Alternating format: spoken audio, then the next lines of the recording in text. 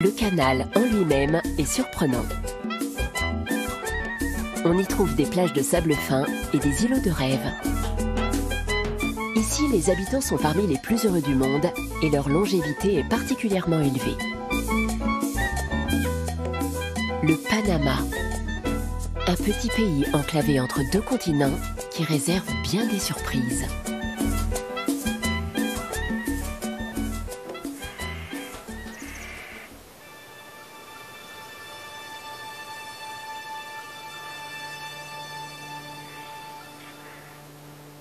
Le golfe de Chiriquí, à la frontière du Costa Rica, offre une palette de couleurs représentative du Panama. Des dizaines de nuances de bleu et de vert, dont chacune possède un nom que seuls les natifs de la région connaissent. La plupart des plages paraissent infinies. Lorsqu'on s'y égare, c'est en général quand on est seul. On peut pourtant faire de bonnes affaires ici, avec les rares habitants. Il suffit pour cela d'un petit bateau et d'un skipper qui connaît bien la région et qui sait comment contourner les récifs de corail et les autres dangers. Orlando propose un service auquel les locaux ont volontiers recours. Merci Alex, je vais y aller. Vous revenez bien vers 13 h? Oui, mais attends-nous si on est en retard. D'accord, je resterai là. Tu vois le chemin? Oui, merci. À 13 h alors. Oui, parfait. Je crois qu'on arrive. Vraiment? Oui, on y est presque.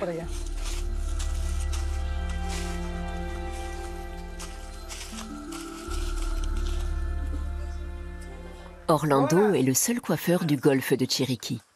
Avec son assistant Antonio, il coiffe ses clients à domicile. C'est bien que vous soyez là. Les enfants vous attendaient. Où sont-ils? Voici Alex, Carlos, Jolie. Venez vous faire couper les cheveux. Alors, petite canaille, vous allez bien? Il y avait longtemps qu'on ne vous avait pas vu. Tu n'imagines pas tout le travail que nous avons. Et cet après-midi, nous devons aussi coiffer une enfant pour son anniversaire.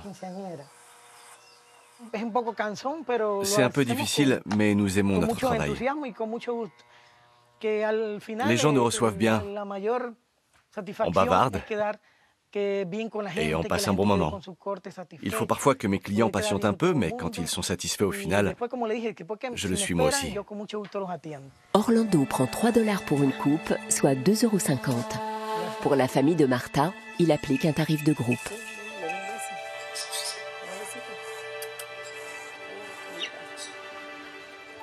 Alex, tu attends depuis longtemps? Ça va, t'inquiète pas. Merci d'avoir attendu. On va vite repartir. Chercher les pêcheurs? Exactement.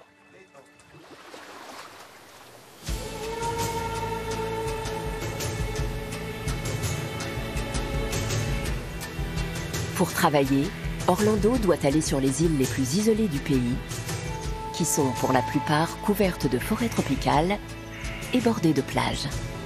D'autres sont à peine accessibles.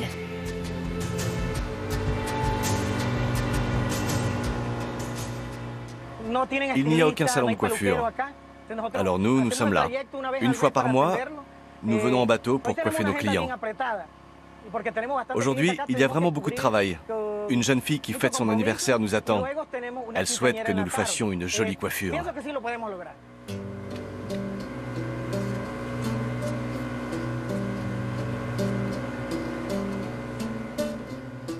80 km seulement séparent la ville de Panama et Colón entre le Pacifique et les Caraïbes.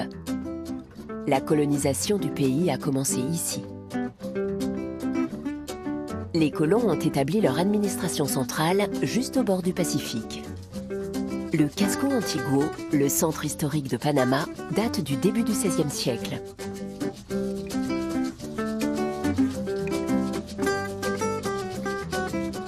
Cette atmosphère particulière attire aussi bien les locaux que les touristes étrangers.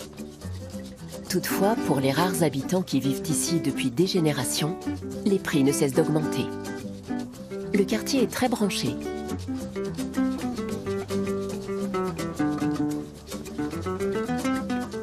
La Plaza Cathédrale, au centre de la ville, est fréquentée par une clientèle aisée. Yoshiri Peña fabrique ici les meilleurs chocolats du monde, selon certains, même si tous ne sont pas destinés à être mangés. Yoshi travaille beaucoup et prend des risques pour assurer la qualité de ses produits.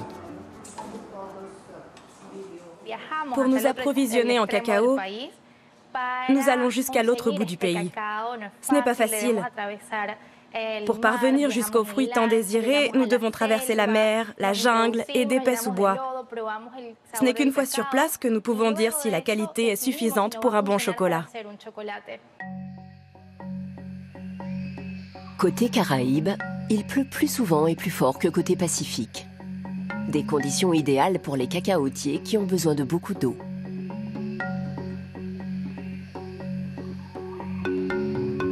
Cette année, il a plu énormément. Et ce n'est pas bon. Yoshi craint que les fruits n'aient pourri avant la récolte.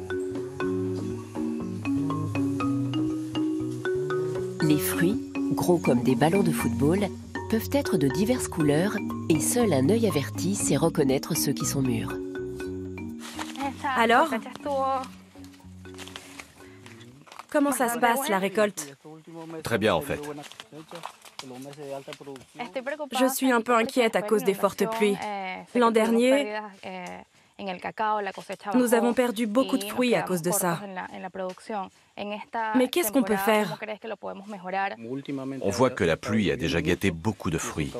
Il faut vite s'en débarrasser pour que la moisissure ne se propage pas au cacao sain. Vous nettoyez les plants, mais la récolte continue? Exactement. Les fèves de cacao fraîches sont tendres, blanches et ont un goût aigre-doux. Après plusieurs jours de torréfaction, elles deviennent fermes et prennent leur couleur brune typique. Je peux goûter? Bien sûr.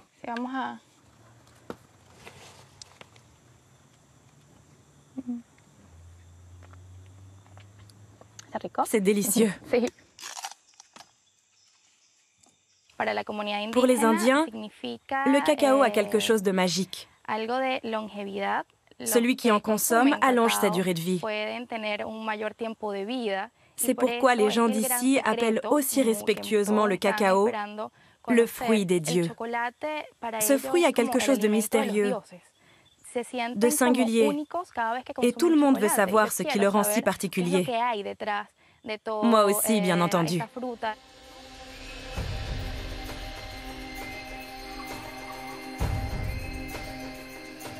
Changuinola se trouve à la frontière avec le Costa Rica.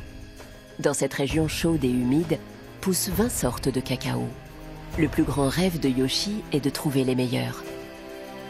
Les cacaotiers ne sont pas plantés en rangées bien droites. On les cultive facilement à l'ombre des arbres géants de la forêt vierge. Ces derniers sont d'autant plus précieux.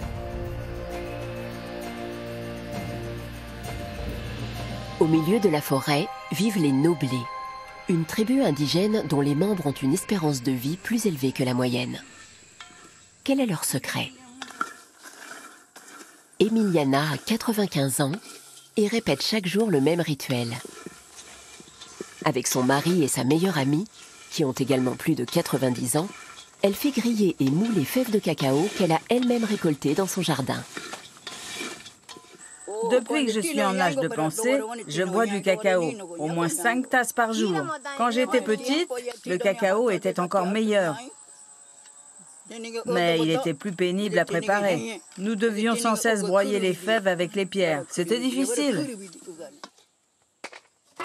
Une demi-heure suffit pour torréfier les fèves dans une marmite. Puis on retire les coques légèrement brûlées. Aujourd'hui, on ne les broie plus avec des pierres. On emploie des techniques modernes.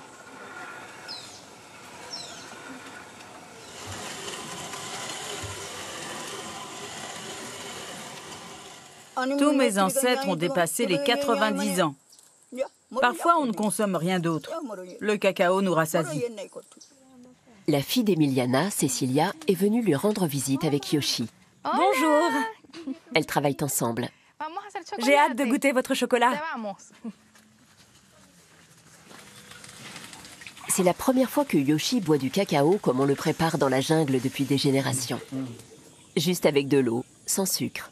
Ça a le goût de... Disons, quand on le goûte, on a l'impression d'avoir des fèves de cacao directement dans la bouche. Oui, c'est normal. Je n'imaginais pas que la torréfaction sur le bois tropical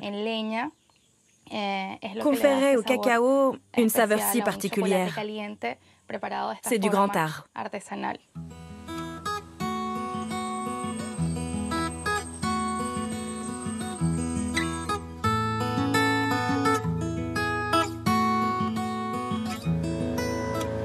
Il ne reste plus beaucoup d'Indiens noblés qui préparent leur cacao de manière traditionnelle.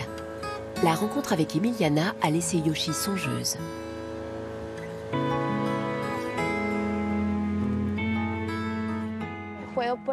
Goûter le cacao directement à la source a été une expérience déterminante. Désormais, je sais ce que je peux encore améliorer. Ça a renforcé mon amour du chocolat.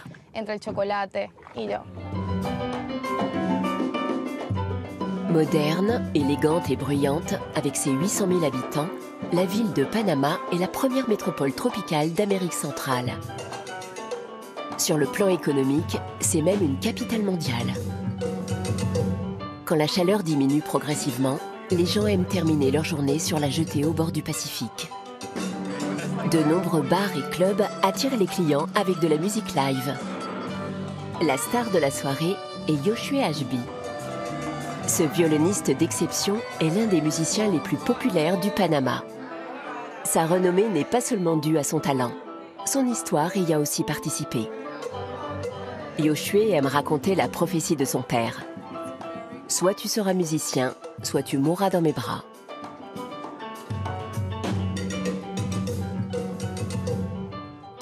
Le fait que je sois ici, c'est un rêve qui se réalise.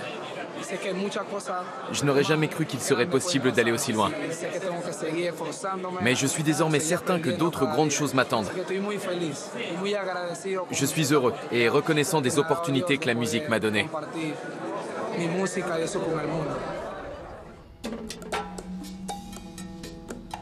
Yoshue vient d'ici, de Colón. La deuxième ville du Panama est en partie délabrée. Une personne sur deux est au chômage. Yoshue a trouvé comment s'extraire de la violence et de la criminalité. Ils sont peu nombreux dans son cas.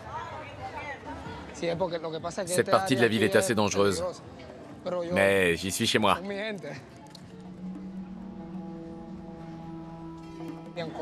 Colón est une ville malfamée. C'est l'une des raisons pour lesquelles on plonge facilement dans la criminalité ici. Beaucoup ne voient pas d'autre solution.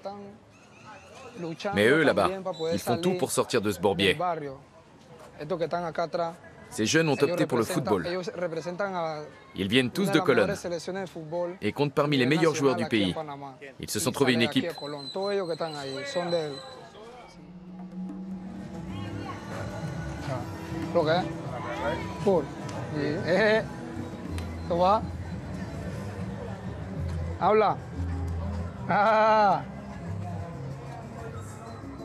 Souvent, je désespère quand je vois des enfants qui n'ont effectivement aucun avenir ici.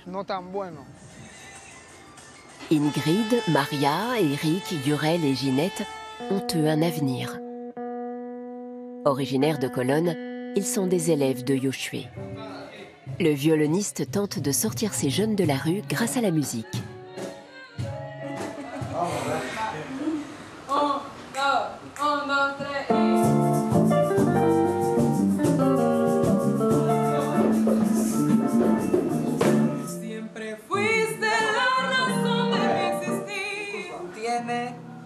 Essaie de faire sortir tous les sentiments enfouis en toi, toutes les bonnes et les mauvaises expériences que tu as vécues. Insuffle-les dans ton chant. D'accord, je vais essayer. La musique a changé ma vie. Le plus important, c'est d'avoir conscience que je dois encore plus m'accrocher si je veux atteindre mes objectifs. La concurrence est incroyablement rude. Je dois apprendre à l'affronter. Il reste encore une semaine de répétition à ces jeunes talents. Ensuite, ils participeront à un festival pour la première fois.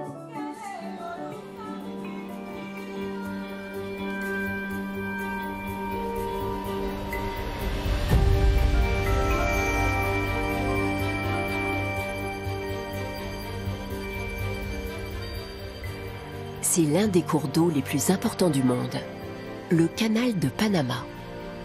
Les compagnies maritimes paient l'équivalent de 530 000 € pour le passage d'un porte-conteneurs. Plus de 14 000 bateaux empruntent ce canal chaque année.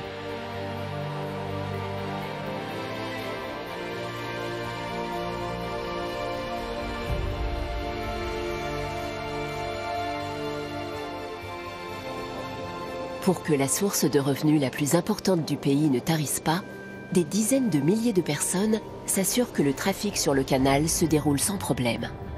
Felicia Gittens est biologiste et responsable de la propreté de l'eau. Bonjour, je suis Felicia, de la protection de l'environnement. Vous allez bien? Nous ramassons toutes ces saletés. À quelle fréquence faites-vous ça? Constamment. Le vent n'arrête pas d'envoyer des feuilles et des plantes de la rive vers le canal. Nous les ramassons et nous les déposons dans ce conteneur, là-bas. Très bien. Ici, la nature et une végétation luxuriante nous entourent. Notre but est que cela reste bien vert. Nous faisons en sorte que même les plus gros pétroliers aient toujours librement accès au canal et que la vie sur l'eau soit à la fois possible et saine. Felicia se rend exactement là où elle soupçonne des violations de la loi. Cette protectrice de l'environnement convaincue ne recule devant aucun conflit. Bonjour. Une petite question. Après avoir cuisiné, vous jetez tous vos déchets? Bien sûr. Où les jetez-vous? On les regroupe là-bas. Et quelqu'un vient les ramasser. Souvent? 2 fois par semaine. Et vous laissez souvent ce bateau ici? Oui, je dois le retourner. Ce serait mieux de le faire tout de suite. Tu t'en occupes? Bien sûr, je le fais tout de suite. Tu vois, je le savais. C'est plein de larves de moustiques. Viens voir. Quel est le problème? Tu te souviens que je t'ai dit qu'il était important de retourner le bateau? Regarde toutes ces larves. L'une d'elles a éclos. On va les emporter au laboratoire. Voilà déjà un conseil. Enlève les déchets de ton bateau et retourne-le. Felicia, et si le labo détermine qu'il y a trop de moustiques ici? Alors on les exterminera à l'insecticide. Nous sommes responsables de cette zone. Et voilà un problème réglé.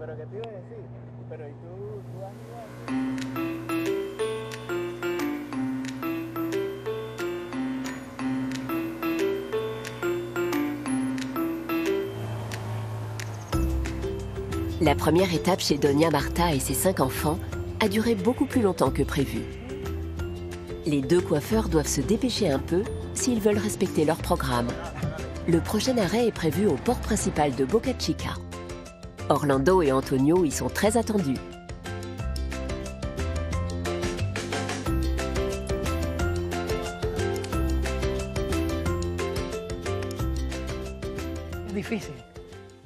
Ce n'est pas si facile de faire tout ça sous ce soleil de plomb, mais ce sacrifice est nécessaire.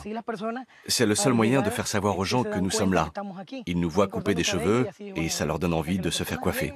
C'est sûr que c'est beaucoup de travail, mais on en est récompensé par des visages radieux.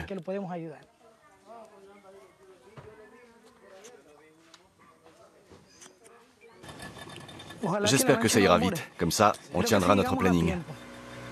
Le golfe de Chiriquí est l'un des plus beaux lieux de travail du Panama. Mais Orlando ne peut pas vraiment profiter de la vue aujourd'hui. On a eu tellement de travail. J'espère qu'on réussira à coiffer la jeune fille qui fête son anniversaire avant le coucher du soleil. On avait rendez-vous sur la plage, mais il y a tant de plages ici que je suis incapable de dire sur laquelle on devait se retrouver. On est obligé d'aller voir sur chacune d'elles.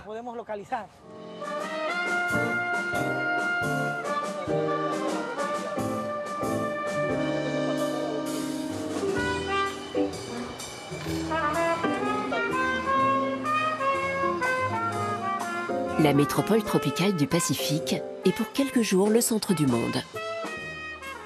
Du moins pour Yoshue et ses protégés de colonne. Ginette fait partie des rares musiciens en herbe à pouvoir jouer devant un public lors du festival annuel de jazz. Même des musiciens professionnels de l'autre bout du monde vont l'écouter. C'est une formidable opportunité pour Ginette.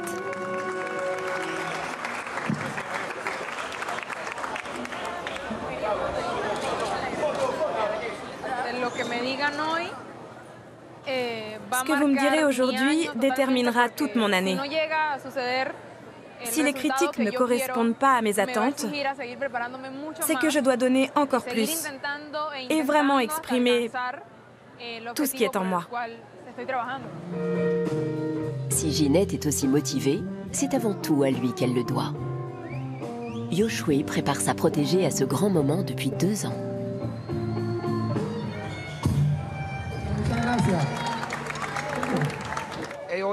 Aujourd'hui, vous vous présentez pour la première fois en tant qu'artiste. Ce festival de jazz est une vitrine très importante, peut-être la plus importante du Panama. Pour mes élèves, c'est un rêve qui se réalise. Retour à Colonne. Ce concert a été une excellente source de motivation pour tous.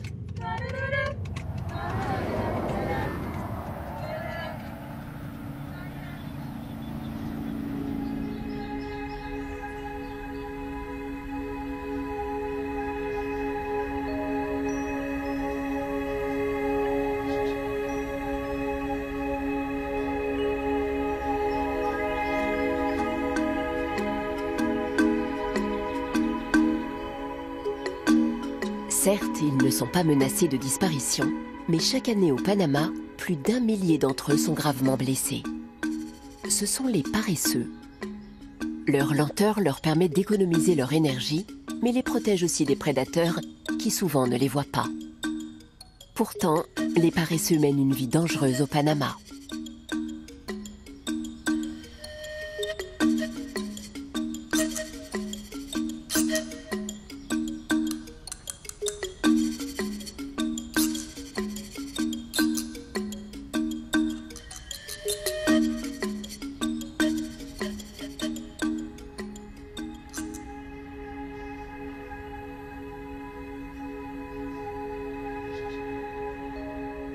Heureusement, au milieu de la forêt se trouve un centre de sauvegarde et de soins destiné aux paresseux. Il est tenu par Gisèle et Nestor. Tous deux reçoivent plusieurs fois par semaine des appels d'urgence. Lorsque cela arrive, il faut réagir rapidement.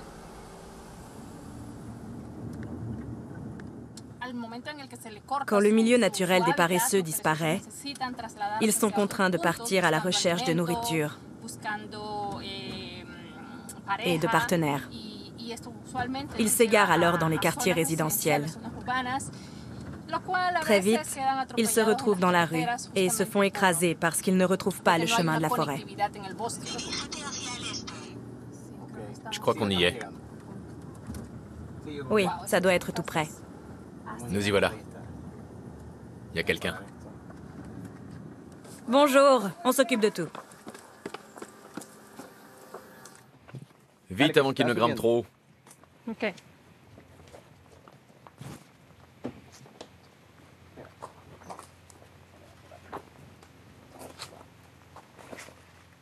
Aide-moi avec ces griffes. C'est bon. Détache-les.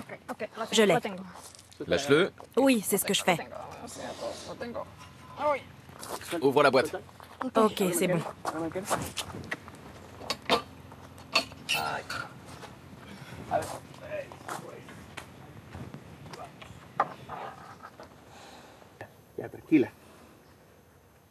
Allez, entre.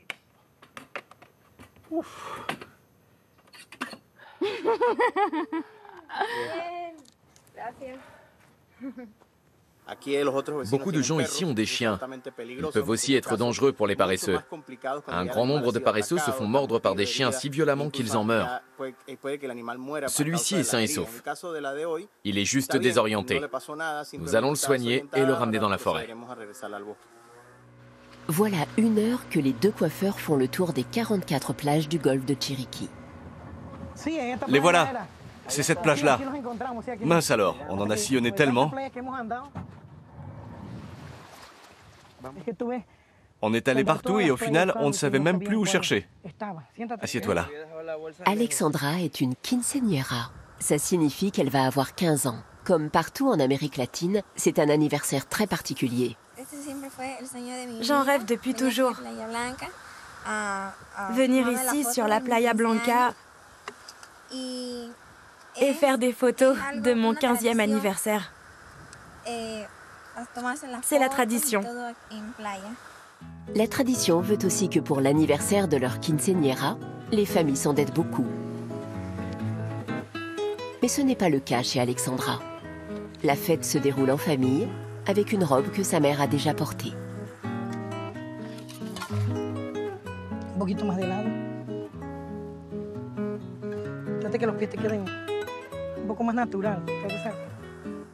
Je suis très content. C'était une dure journée de travail. On n'a fait que courir de lieu en lieu et on est quand même arrivé ici avant le coucher du soleil. Sinon, les photos n'auraient rien donné. Mais nous avons réussi. Et qu'y a-t-il de plus beau que des clients heureux? 15 ans à jamais.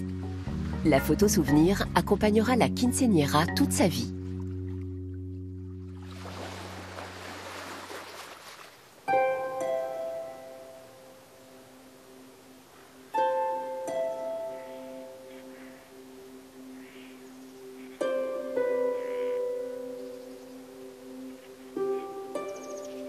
Sur et autour du canal de Panama, la chasse, la pêche et l'agriculture sont interdites.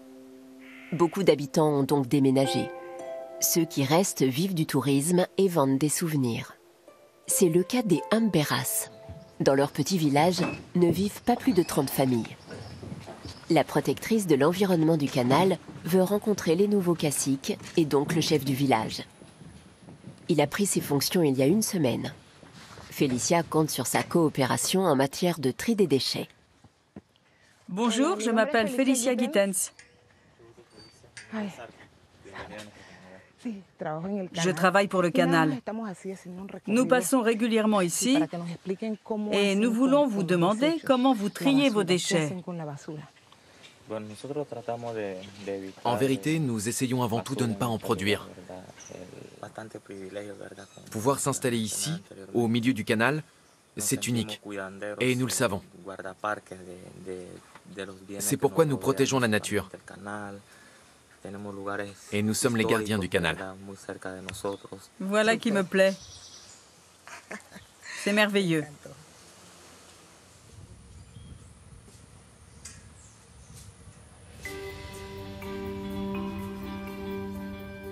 Il faut 10 heures pour traverser le canal de Panama.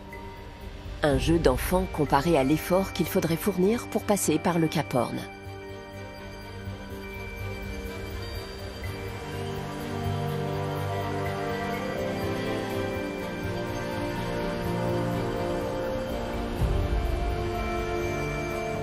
Ce gain de temps, on le lui doit aussi. Félicia est fière d'elle.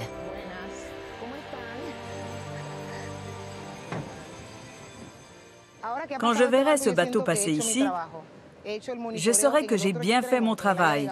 Pour cela, je dois m'assurer que l'eau n'est pas polluée et que tous les bateaux peuvent passer sans problème et sans retard. Je suis très satisfaite.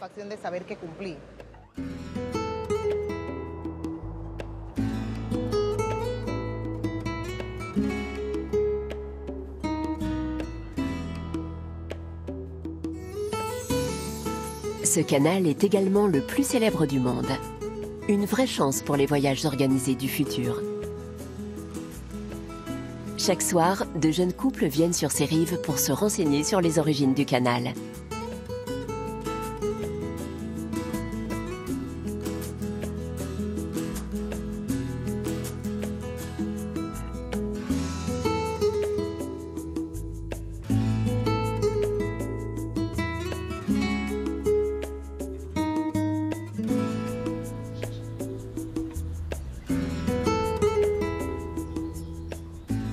Chaque année, au centre de sauvegarde, jusqu'à 250 paresseux sont soignés. Sa directrice Gisèle travaillait dans le secteur du tourisme. Un safari organisé pour ses clients a tout changé. Il lui est vite apparu évident qu'elle devait troquer son agenda contre des biberons.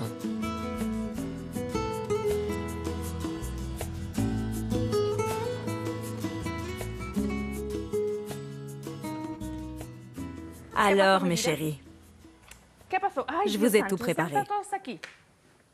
Vous allez pouvoir manger tout de suite. Oui, viens par ici. C'est une très grosse responsabilité et ça prend du temps. Un animal aussi petit qui a perdu sa mère a besoin de soins 24 heures sur 24. Je ne peux pas remplacer leur mère, mais je peux leur apporter un peu de la chaleur et de l'amour dont les bébés ont besoin. Les animaux restent sous la tutelle de Gisèle entre 2 jours et 2 mois. Jusqu'à ce qu'ils soient aptes à être remis en liberté, elle nourrit ses protégés 5 fois par jour.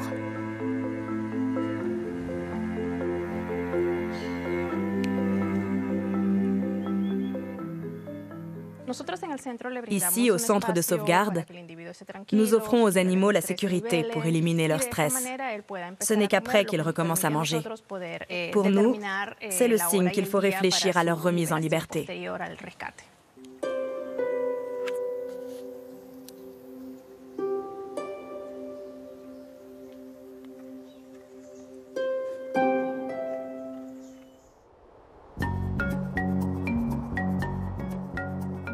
Les Tierras Altas.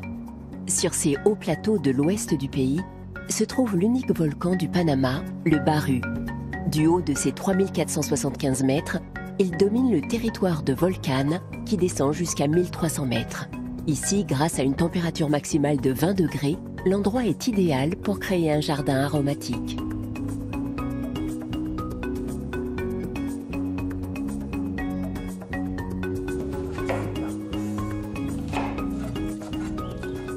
La chef des sommets, Patricia Miranda, l'utilise pour son restaurant qui porte le nom d'Exenberg Gourmet. De fins gourmets viennent s'y aventurer à 500 km de la capitale.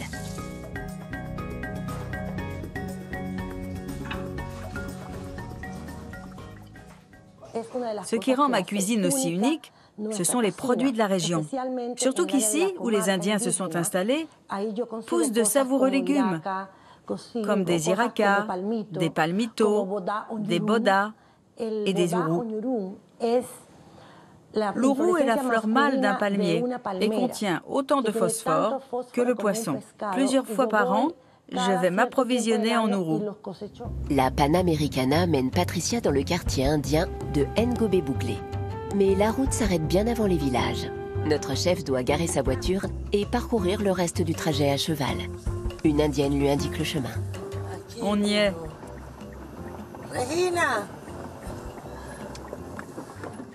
Je peux m'arrêter ici? De délicieux produits frais locaux contre de nouvelles recettes pour ses habitants. Voilà le marché que Patricia a passé avec les Indiens. En outre, elle va cuisiner pour eux. C'est prêt. Qu'en dis-tu? On peut le laisser comme ça? Oui, ça a l'air bien. Il faut absolument que ça tienne bien. La route est longue. Allons-y.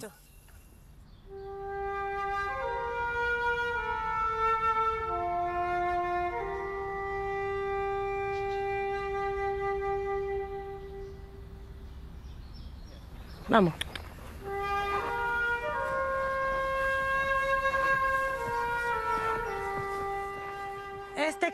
C'est vraiment un voyage difficile. Et puis il fait si chaud. J'espère que le jeu en vaut la chandelle. C'est la grande question. Mais on le saura bientôt. Le trajet dure 2 heures jusqu'au village central de Ngobé, pourvu que le temps ne se dégrade pas. Patricia compte rentrer aujourd'hui. Comme on l'imagine, lorsqu'il pleut des cordes, le chemin est impraticable.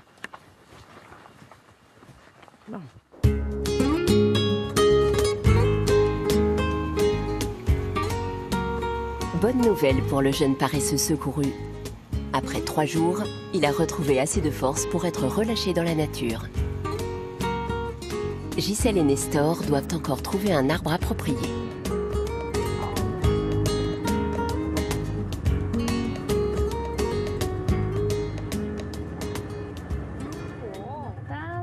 Alors, mon chéri, ça va?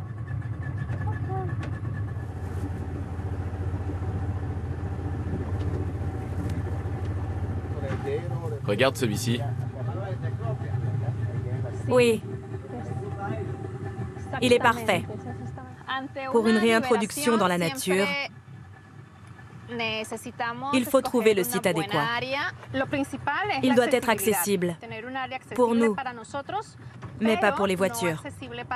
C'est fondamental pour que les animaux ne se retrouvent plus sur la route et ne soient plus écrasés.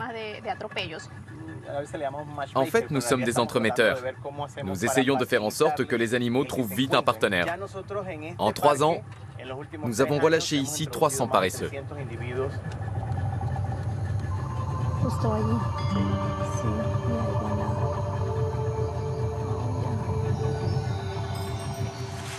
Le paresseux est un solitaire qui aime la tranquillité et traîner tout au long de sa vie.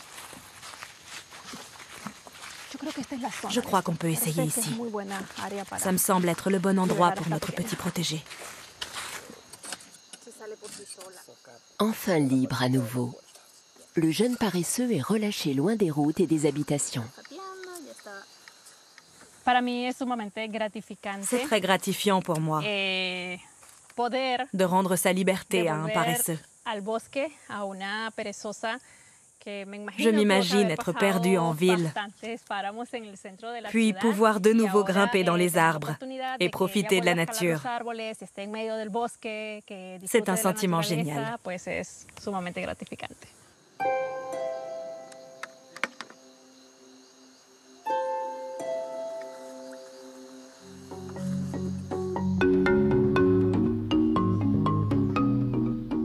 Patricia aussi touche au but. La star des chefs du restaurant des sommets ne tient plus en place à l'idée de partir à la recherche de ces ingrédients si rares.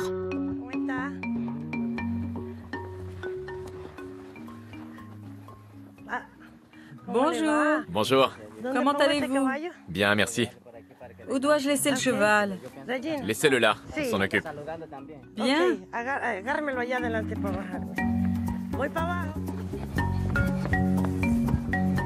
Bonjour. Tu vis ici? C'est beau. Et toi? Tu vas bien?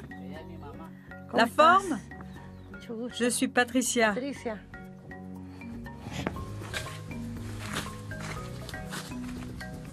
Je n'ai encore jamais vu de boda en pleine nature. Mince, je n'ai pas mis les bonnes chaussures. Je glisse sans arrêt.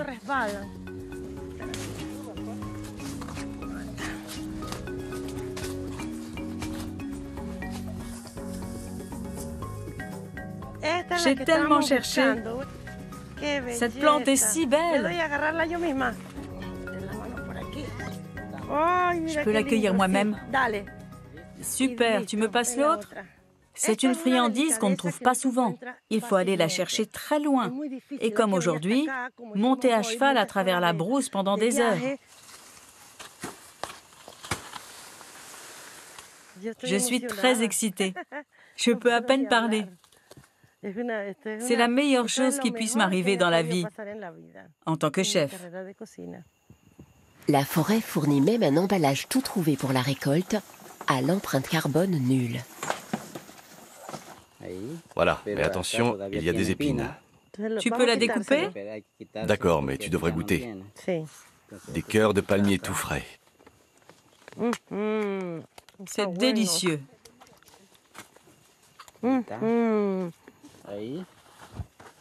Voilà, et tu emballes le reste. Ça restera frais jusqu'à chez toi. C'est prêt. C'est vraiment succulent.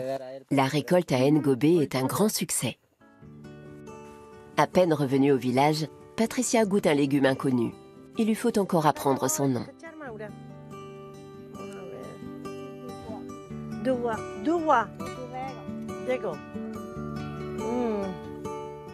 C'est très frais.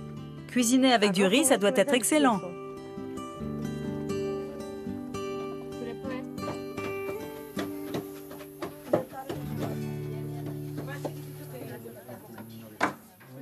Dans la cuisine commune du village indien, Patricia doit se passer de ses ustensiles habituels et malgré tout préparer un repas savoureux. En outre, elle doit encourager les hommes à mettre également la main à la pâte. Si je suis malade, c'est lui qui devra cuisiner, pas moi. Sinon, qui me nourrira? On mourra de faim si les hommes ne cuisinent pas aussi.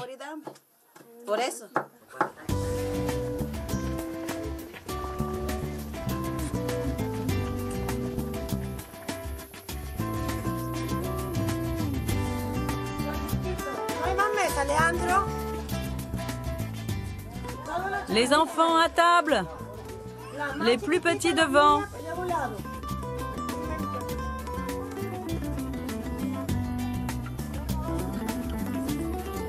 Patricia intitule sa nouvelle recette Sancocho Selvatica. Ce ragoût de la forêt aux fines herbes est une réussite. Tous dégustent et se resservent dans la marmite de Patricia. Presque tous. J'ai découvert des merveilles pour ma cuisine ici. Tous ces produits que je vais ramener sont très rares. On ne les trouve qu'ici. Cuisiner pour ces gens est le minimum que je puisse faire pour les remercier de leur gentillesse. Ça va de soi. Et ce n'est pas grand-chose.